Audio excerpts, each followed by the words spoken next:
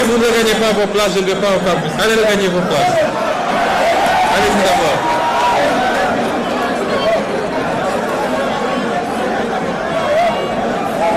Vous regagnez vos places et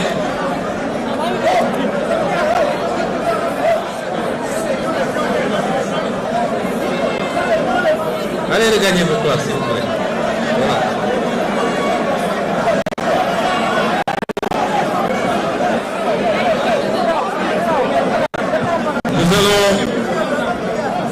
Nous allons terminer dans quelques minutes.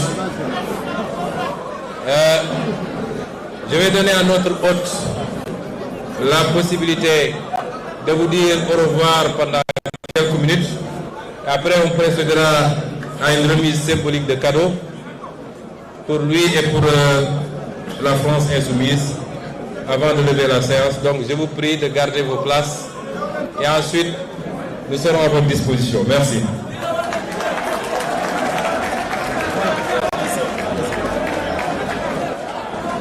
Mesdames, Messieurs,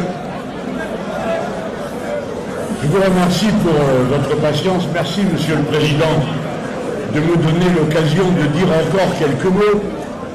Mais je ne serais pas l'homme que je suis si je ne répondais pas franchement et directement aux questions qui ont été soulevées par le Président.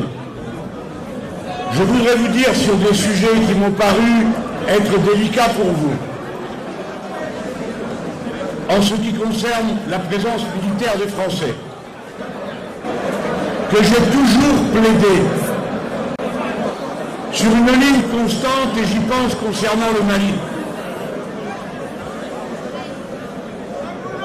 que les pays appartiennent à ceux qui les occupent et que dès lors, s'il y avait un gouvernement insoumis en France et que le Sénégal vienne à réclamer que les troupes françaises s'en retirent, eh bien évidemment, nous appliquerions les décisions du peuple souverain sénégalais. Notre intention, en quelque sujet que ce soit, ne passe jamais par la force. Et les relations bilatérales doivent être toujours des relations consenties mutuellement. C'est pourquoi nous ayons répondu avec la plus grande franchise sur la question de la présence militaire. Et en vous rappelant que si je suis capable de faire la critique de mon pays lorsque je lui reproche d'être resté pendant 9 ans au Mali sans qu'on en ait discuté à l'Assemblée nationale française, ma pensée ne se dissocie pas un seul instant de ceux de mes compatriotes qui, obéissant aux ordres qui leur étaient donnés, se sont sacrifiés dans cette aventure, que je considère en effet comme une aventure. Ensuite, je veux vous dire avec la même franchise que la question de la monnaie doit se régler bien évidemment par les pays africains eux-mêmes et que nous n'aurions aucune intention de nous mêler dans définir la valeur pour quelque pays que ce soit. Mais nous savons, et c'est là qu'il faut réfléchir plus profondément, qu'en oubliant que nous sommes bien sûr les représentants de nations et des peuples amoureux de notre propre histoire, mais que nous sommes aussi unis par des causes communes. S'il y a une monnaie qui est gagée sur une monnaie européenne, ce n'est pas seulement parce que ça faisait les affaires des Européens, mais aussi parce que ça faisait les affaires d'un certain nombre des élites africaines qui y trouvaient la garantie que leurs biens seraient protégés par leurs maîtres. Enfin, je veux vous dire avec la plus grande netteté, par respect pour mes compatriotes, je suis un homme absolument et radicalement engagé sur un point, et je veux vous remercier de l'aborder aussi franchement, Président. Parce que si on ne peut pas se parler de franchement, alors on ne se parle pas. C'est une comédie. Nous venons de dire sur quoi nous sommes d'accord. Je crois que vous l'avez entendu.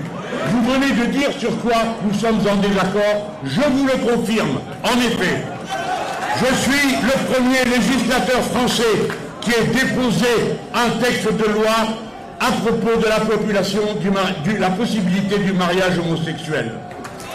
Je suis, si vous voulez le savoir, hétérosexuel. Mais je pensais que cette liberté d'amour devait être ouverte à tous ceux qui voulaient en bénéficier. Et c'est pourquoi je vous dis, les yeux dans les yeux, que j'assume la position politique que je voulais. Et je ne chercherai pas à vous l'imposer. Mais il est inutile de parler cette divergence d'une divergence qui viendrait entre les nations. Car chez nous, c'est les pires réactionnaires et les pires racistes qui se sont opposés à cette disposition légale. Tant et si bien que je l'assume, et je vous dis que je sais que dans mon pays, elle fut controversée. Et nous l'avons réglée comment? Comment l'avons-nous réglée? En votant. Eh bien, peut-être qu'un jour vous-même vous voterez, et alors, votre décision... Mais j'entends, peut-être que non. Mais votre décision... Mais vous ferez bien comme vous voulez, et moi aussi. Vous ferez bien comme vous voulez, et nous aussi. Mais si nous partons de l'idée, qu'en effet, chacun ayant sa culture, ses traditions, nous devrions toutes les regarder du même œil, alors je dois aussi vous dire que je ne suis pas d'accord. Bien sûr, pour terminer sur le sujet, je sais que les Français n'ont pas trop de leçons à donner sur la polygamie pour ce qui concerne les pratiques présidentielles. Mais il n'empêche que vous ne pouvez m'empêcher de penser, pour moi, pour mes compatriotes, que nous n'y sommes pas favorables. Et je vous le redis, il n'y aura pas non plus de concession intellectuelle de ma part sur ce sujet avec vous, comme vous n'en avez pas avec moi. Je l'ai entendu assez clairement pour que je puisse m'autoriser de la même franchise avec vous. Voilà, mesdames, messieurs. Et je vous demande de prendre un instant de recul. Écoutez-moi. Nous venons à cet instant de faire une démonstration. Et vous venez d'en faire une.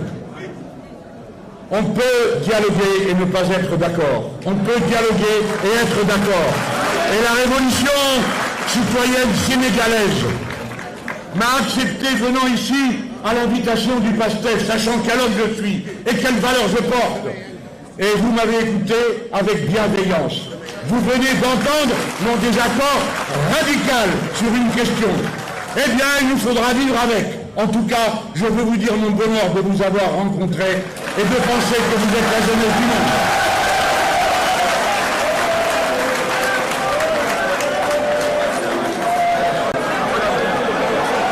Merci.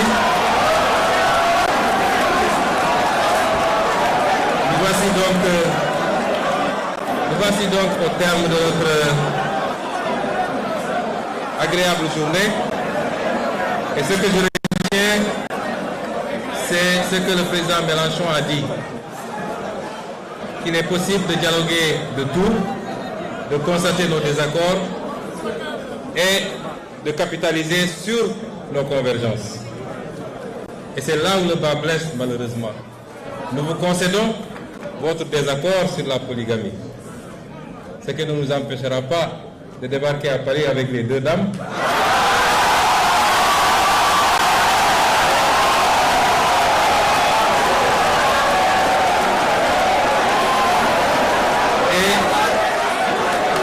Et nous n'avons pas la prétention de nous prononcer ou d'interpeller sur votre liberté de légiférer, soit pour ou contre un phénomène. Mais là où le bas blesse, c'est que, dans le sens inverse, on veut nous refuser ce droit, nous, sur les aspects où on est en désaccord, de légiférer ou de ne pas légiférer. Et c'est ça l'intolérance, justement. Et c'est ça que nous n'acceptons plus. Je vous remercie.